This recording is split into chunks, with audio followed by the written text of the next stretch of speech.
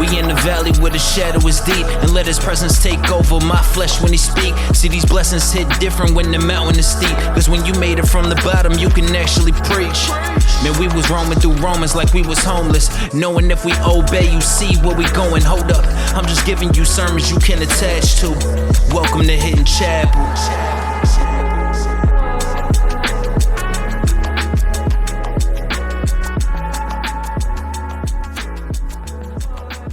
Ladies and gentlemen, to all of my viewers and listeners, I would like to welcome you to episode 4 of the Hidden Chapel podcast. I'm your host, Shane Thomas, and welcome back, man. I'm super grateful. We are only 4 episodes in, but more to come for sure. And I'm happy to have this opportunity to continue doing this by the grace of God. He keeps allowing me to give these messages to you guys to, help you guys out, fulfill my purpose that God has intended for me to help, and all those good things through the podcast. And I greatly appreciate all of you guys. Shout out. I gotta start this off this way. Shout out, a huge shout out to my spiritual sister, Nay Jeffrey. I got to give her round of applause now, as if I didn't already, because the episode 3 exceeded any type of expectation I may have put on that episode. And for that to be her first ever podcast episode, for her to be in front of the camera, behind the mic, in that type of capacity for the first time ever, she was such a natural. And as her brother, I am so proud of her. Not just because of what she was able to accomplish, but what we were able to accomplish behind that episode 2 in regards to talking about hitting the hard reset button. Because the amount of seeds that we were able to sow into a lot of people that have seen the episode, have heard it, we've helped people continue things that they started but didn't finish. We helped people realized that a hard reset was needed in their life. And this is just me going off the top of my head of what people have said to me on the side in regards to the episode. But I'm super grateful again to be able to have this opportunity, to have this platform, to have this purpose that God has placed on me to help you guys out. And I know Nay feels the same way. Again, I want to give her a huge shout out. I love her to death. Anything she needs from her brother, she knows I got her, and vice versa. So yeah, man, to start this episode off though, because this one, to be honest with you, I don't know how long this episode is going to be. If it ends up being short, it ends up being short. If it ends up being lengthy, I just hope you guys, are able to, no matter if this is a short or a long episode, I want you guys to be able to take away something from this episode, because I know I am not the only one that goes through this. I know I'm not the only one that has felt something like this. And I also know that a lot of us have disregarded this as well too, because we are conformed to be afraid. We are conformed to be fearful of the things that we do not understand. And I just want to say this now and get it out the way. God says there's nothing to be afraid of. Do not lean into your own understanding. Okay, so I want to start that off. But in order for me to give context of what I will be talking about, I'm going to pull out my trusty notes here. You guys love when I pull out my notes, even though you guys don't say it. I know you guys love when I pull my notes out, but I got to, because there definitely is structure to this. There definitely is a storyline to this, so bear with me with it. But I want to go back to episode 3 that me and Nay talked about kind of in the beginning of that episode. So Nay was giving her testimony in regards to finding her Bible verse. And, the question of how does one find their Bible verse, that has always been in my mind. And ironically enough, that episode was the first time that it actually came out. Like I actually like asked somebody, how does one find their Bible verse? And if you guys didn't see the episode, you guys go check it out, please. I recommend you guys should go check it out. But yeah, so she honestly said to me, she said, it comes to you. It comes to you in a way that you don't expect it to come. So I said, okay, that's fine. Now mind you, this was I didn't even realize that my Bible verse was upon me, but there were signs that were showing it. I just wasn't paying attention to it. So, but to make a short story less short, I found out that my life Bible verse was actually Romans 12:2. Do not conform to the ways of this world, instead transform the renewing of your mind. Um here's where it hit me, to where I found out that this was my Bible verse. So I gave you guys in episode 3, you guys can go check it out. I don't want to, ramble back on about that in regards to how Romans 12:2 started kind of making its consistent appearance for me. But I was prior to me and Na's episode, I was casted in a play for our church to play the role of Joseph in a play. And this was 2 weeks ago when this happened, because the play just no, yeah, no, this was actually last. Okay, this was last week. This was last week. Okay, so I'm getting my timelines mixed up, because like again, there was so much that happened within these past 2 weeks that just it was a lot. But um, this was last Tuesday, the last rehearsal, well, the last private rehearsal for the play. We were sitting in the back, and I want to give a shout out to K Cole, Namble, Latrice, my guy Ronnie Two Time, Monique, Pipe, just everyone that was involved with the play. I just want to thank you guys for the words of encouragement. Um, because man, you guys did help me out a lot. Like I can't lie. Um, you guys really sewed something into me um within this whole process of everything. But we were sitting down during our final private rehearsal for the play, and Kay was giving the mission statement for the drama ministry. And after she did that, we all started talking in regards to like getting over the fear of being on stage or being in front of people, the fear of failing.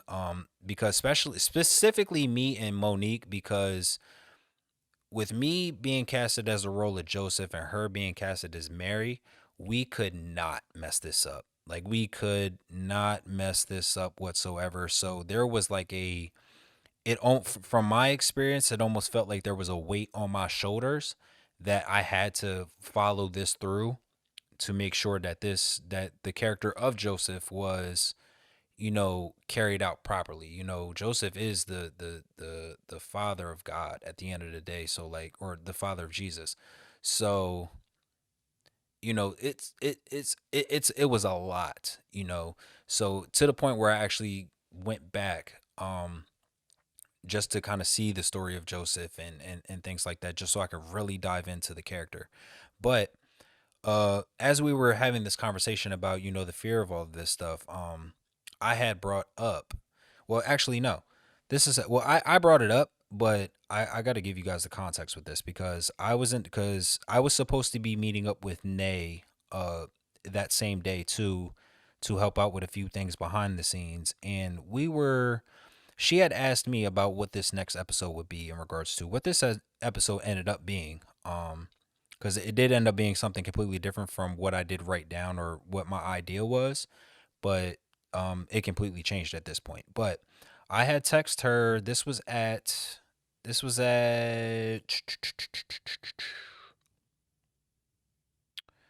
This was at 5:07. So this was before everything. Before the conversation with Kay and everybody. But I had said to her, she had asked me in regards to like how the like what the episode was gonna be about, blah blah blah. So I was just going over like my thoughts of what that topic was gonna be. And as we were talking about it, and I said, and this is what I said to her in the text message. I said, here's the dope and wildest thing about this topic too. It goes back to Romans 12:2 yet again. You got to change your mindset in order for God to do what he has to do. Then I also said to her, I said, Romans 12:2 has been popping up for me personally for the past 3 weeks or so, every single day. Do you think God is giving me my personal verse? So she said, he might be. That's how it starts. So as I brought up, I cannot remember how I brought it up, but Kay said in the softest voice ever. And I don't know if it was just her asking me or it was just the tone she asked me. She asked me to read what Romans 12:2 said. So I told her, do not conform to the ways of this world, but instead transform the renewing of your mind. Now, this is how this is how I'm new into this safe space and wanting to learn and wanting to get closer to God, right? I didn't know I knew there were different versions of the Bible. Like I know the King James version, I actually went out and got the new translation, the New Living Translation version. Just because I feel like it's easier for me to comprehend, versus sounding like I'm back in BC time. But it's definitely important. So you definitely need to know the languages of the Bible for sure. But she told me to read the Message version of Romans 12:2, and I never knew that there was a Message version. So I'm gonna read you what the Message version of Romans 12:2 is. Let me pull it up here on my phone. Let me go to a message. Let's go to Romans 12. Okay, so 1 and 2 are put together in the Message version. So it says, this is Romans 12, 1 and 2, the Message version. So here's what I want you to do. God helping you take your everyday, ordinary life, your sleeping, eating, going to work, and walking around life, and place it before God as an offering. Oh, excuse me. Embracing what God does for you is the best thing you can do for Him. Don't become so well adjusted to your culture that you fit into it without even thinking. Instead, fix your attention on God. You'll be changed from the inside out. Readingly recognize what He wants from you and quickly respond to it. Unlike the culture around you always dragging you down to its level of immaturity, God brings the best out of you, develops well formed maturity in you. When I read that, there was something that came over me that I could not explain. And then here's what made it 10 times crazier, to where this was the ultimate confirmation that Romans 12:2 became my life verse at this point. After I read that, Kay said, I think you found your life verse. And here's why everything in regards to me being casted as Joseph, how everything fell through. Mind you, there was always one line that I used to always kind of mess up during the script, to where me being the character of Joe being casted as Joseph, I would always mess up the line of, well, I wouldn't mess it up, but I would always switch. I would always misplace where this was put at. And to where Joe in the script was saying, that's how I lived life, I guess. I'm more of a live and let live type of guy. which honestly, that's who I am as a person. And she said, "This is why God called you to play Joseph. It wasn't me. It wasn't Latrice. It wasn't Namble. This is why God called you to play Joseph." Directly after that, Monique said, "Huh, Romans 12 too. Where do I remember that from?"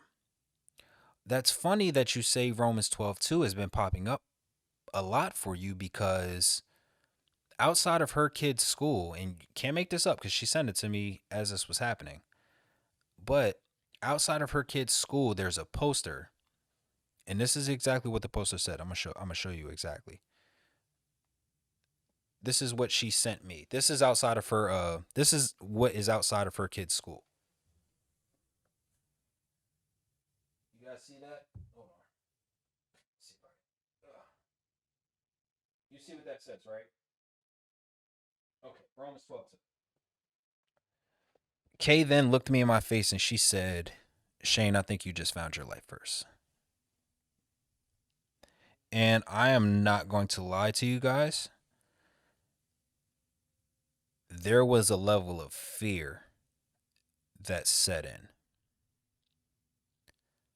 There was a level of fear that consumed me so much that I felt this was the first time I ever felt afraid being in the presence of God because I did not feel like I was worthy to be standing next to Him. Because I had just leaped into wanting to transform my mind and being in this new spiritual space. Fear set in something so deep.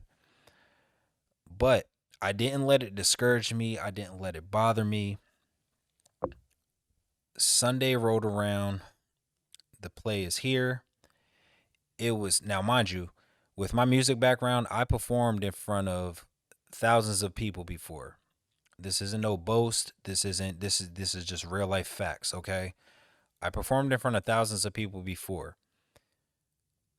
This was a sold it wasn't thousands, but it was a packed sanctuary this Sunday for this play.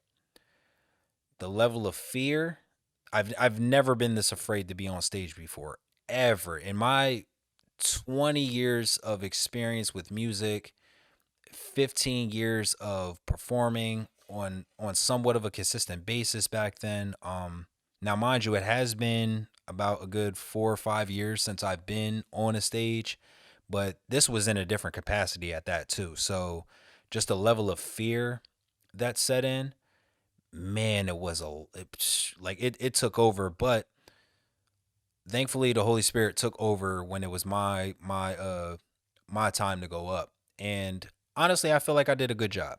Um, but after the fact, when everything was said and done, I feel like I just got punched by the biggest thing of fear, and I do not know why. I could not explain why I was afraid. Everything was already done. The play was over. The round of applause and everything was already done. The service was over. And I was still fearful. I was still fearful to the point I didn't want to be around anybody. I didn't want to hear congratulations from anybody. I didn't want to hear you did so great from anybody. I just wanted to go home and leave. I wanted to just go home. I just wanted to get up out of there so fast because I didn't want people to see that level of vulnerability with me in that moment. I did not want people to think I was crazy. I did not want people to think, why is he going through this right now? I was worried about what everyone else thought in that moment. And I went home after that. Well, no, no, actually I'm lying. I didn't go home after that. Me and my wife and the kids left, and I had such a proud dad moment during the play too because my kids were in it too. That was like one thing that I did that I was blessed to have that opportunity to witness my kids do that and actually be a part of it with them too. With them being a part of the play. But Uh, we ended up leaving though, and I had to come back to the church because I forgot something there. And again, that level of fear just started sitting back in because I already knew there were people that were still there and things like that. And one of my mentors, Bella, when I came in, uh, the first thing she said to me when I gave her a hug, she looked me dead in my face and was like, "You okay?" And I told her, "Yeah, I'm all right." But I know she sensed it though. She sensed something was up, but that level of fear showed, and that's what I was afraid of, letting people see that side of me in a sense, right? So, but I told her, "Yeah, I'm all right. I'm all right." Knowing that, like in the back of my mind, I'm like, "No, I'm this level of fear. I don't know what am I afraid of right now? Like, what is happening?" So I started to realize after I left and I got home, I started doing the post edit for the service and everything. And I started realizing because I started asking myself, okay, what's going on? I started being really fearful of this change that is happening. And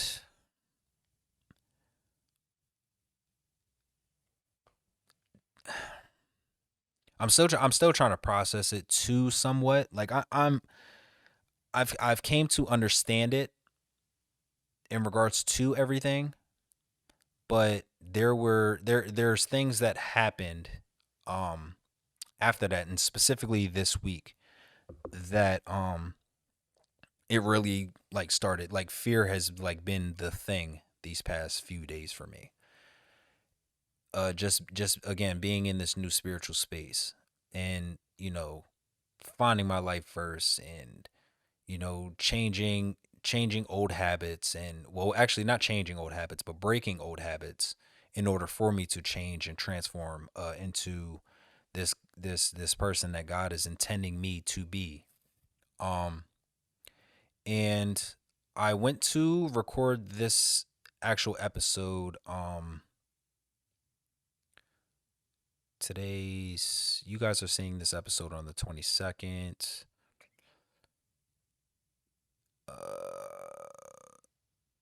on the 19th, which was Tuesday. Yeah, Tuesday. I went to record this episode Tuesday, and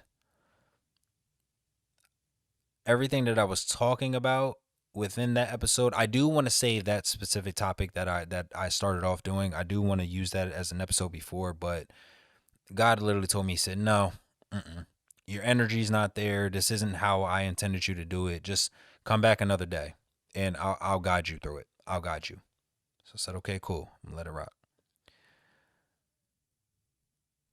I went to bed that night, and it's been a very long time since I've had like a weird dream. It's been a very long time, but I ended up having a dream. I feel like Martin Luther King every time I hear I had a dream. I always think of Martin Luther King, but um, but no, this dream, and I feel like because the level of fear was so high with me, that this dream started feeling like a reality in a sense, to where it really started affecting like everything around me. Like it's honestly, it's been affecting my marriage. It's been affecting some of these habits that I used to have within myself, that I finally let go of, and things of that nature. You know, just with that being a battle alone. And you know what? I'm gonna just be honest and open. I'm gonna just be honest about this. I am 4 days of no vaping whatsoever. I used to vape to calm my anxiety down, things of that nature. But I am 4 days clean of no vaping.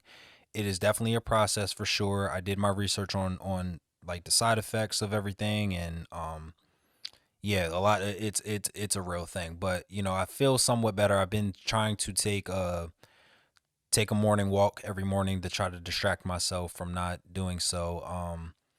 I try to avoid a lot of conversation lately.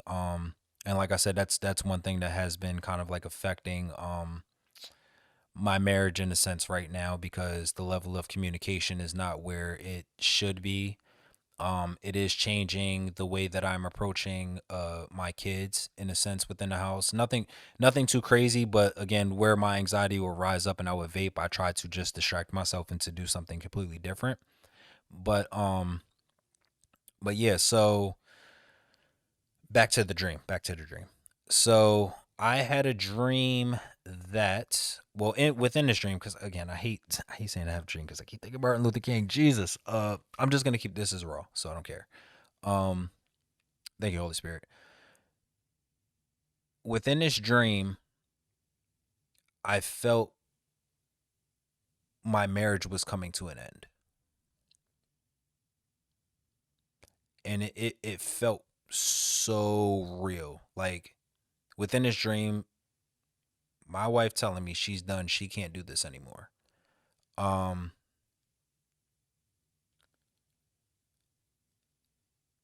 when she I tried not to show the emotion when I got up in the morning. When she was getting ready for work and we were getting the kids ready for school. I didn't want to show anything, but I'm almost positive that some sort of emotion came out within that morning. Um, but when she left, when all the kids left to go to school, I sat here and said, "There's no way possible I can record an episode today until I get this figured out." So what I wanted to do was I wanted to actually sit and have a conversation with God. Because everyone says that, everyone says, sit down and talk to God. Make some time throughout your day to talk to God. And I'll be honest with you, the fear was so high for me, and that dream was such a it felt so real that I knew something was wrong to where I couldn't even speak.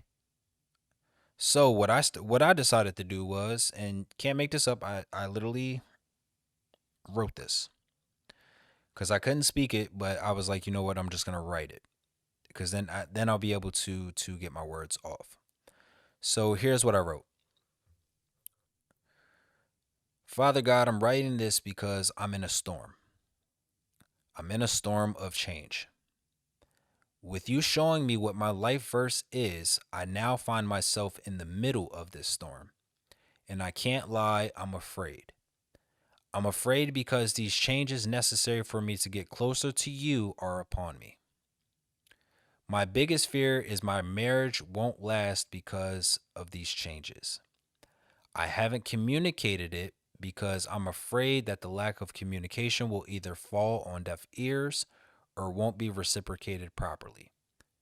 Before I continue, me and Jasmine have not had like a sit down conversation with each other in the past few days, so I think that's why I was compelled to write that part of it just to give you guys context with that. But continuing on, I said I'm unsure if that is the devil trying to intervene. I'm an I'm an I'm a faithful husband, honoring my vows to the best of my abilities. I feel like the enemy is trying to keep me from changing because he sees somewhere he doesn't want me to be. Help me defeat this enemy trying to place a dark cloud over me and push me into a direction that you did not intend me to be in. So I wrote that, and it almost felt like immediately after I put my phone down, God said, "Pick your Bible up."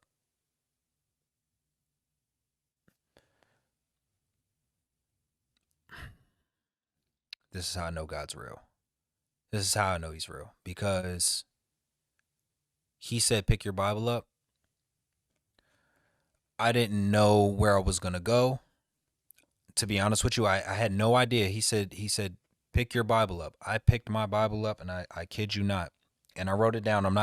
Which, you know what? I'm gonna start actually highlighting in my because I told myself that's the reason why I got excuse me, I got the Bible in the first place, because I want to actually start highlighting things that God tells me to God tells me to look at. But when I picked that book up, literally I just opened it, and it took me to Second Timothy chapter 1 verse 7. Second Timothy chapter 1 verse 7.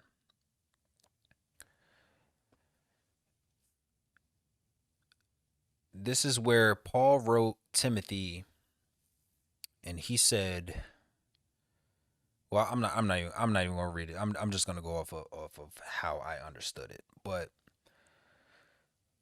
Paul wrote to Timothy and told Timothy, whatever you go through in life, whatever storms you go through, understand that the one thing that God does not give you is fear.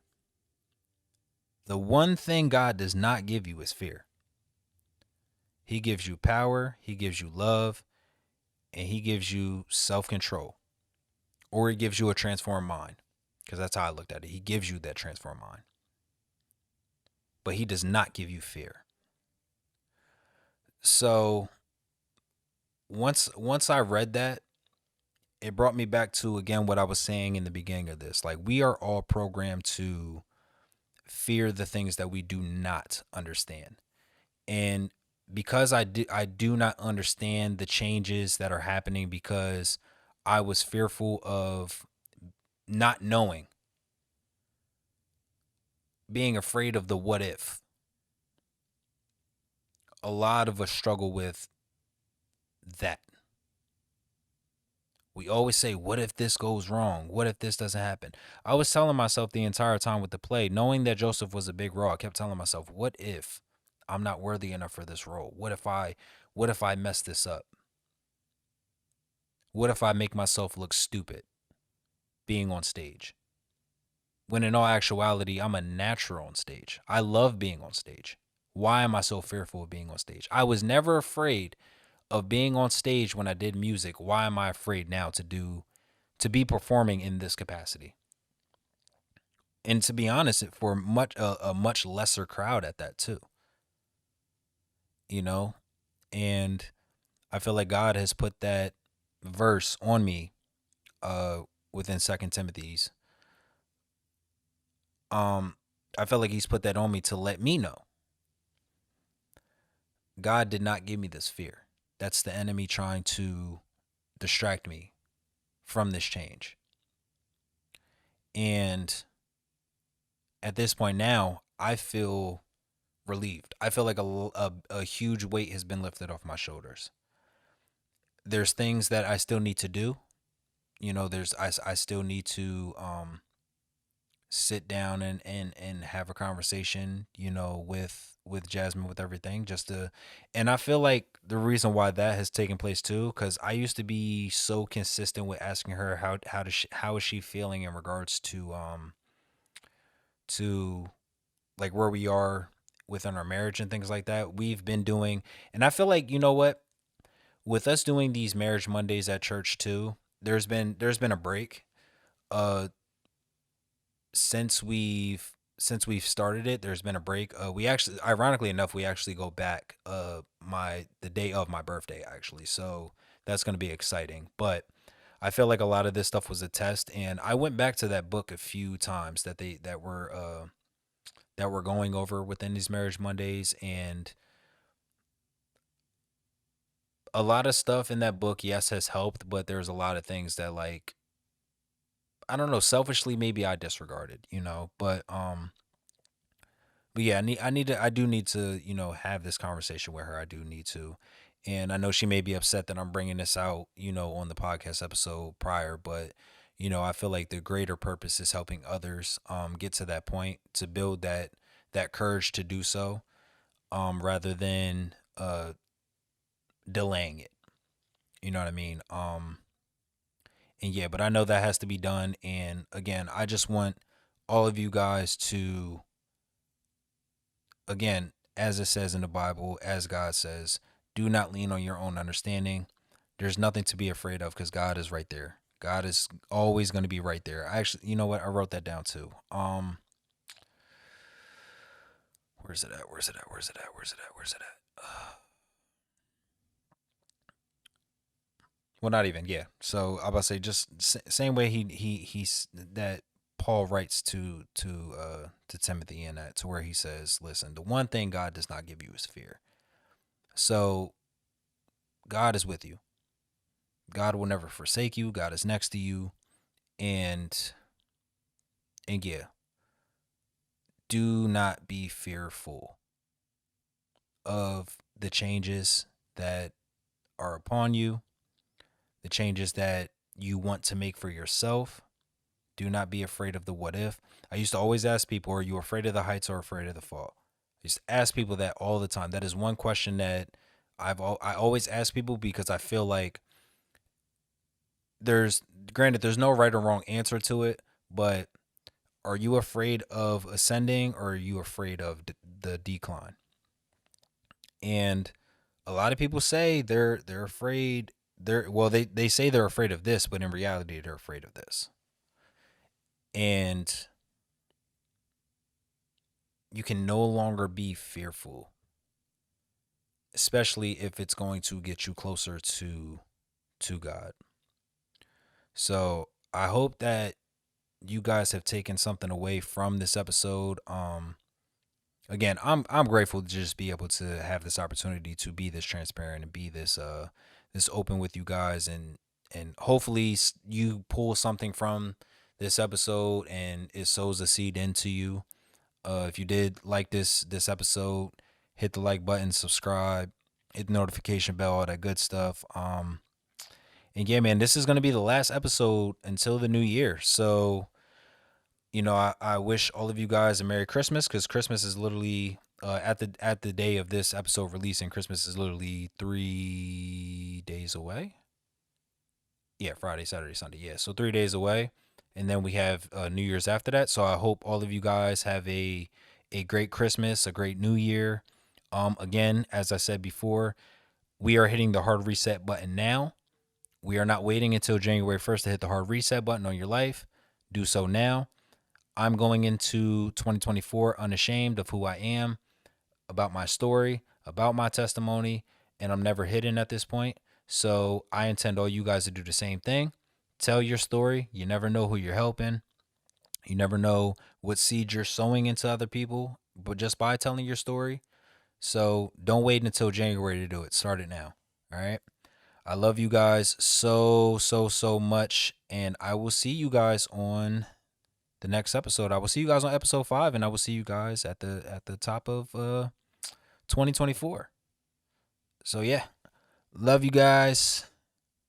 Peace, love, and blessings. You all be safe. We in the valley where the shadow is deep, and let his presence take over my flesh when he speak. See, these blessings hit different when the mountain is steep, cause when you made it from the bottom, you can actually preach.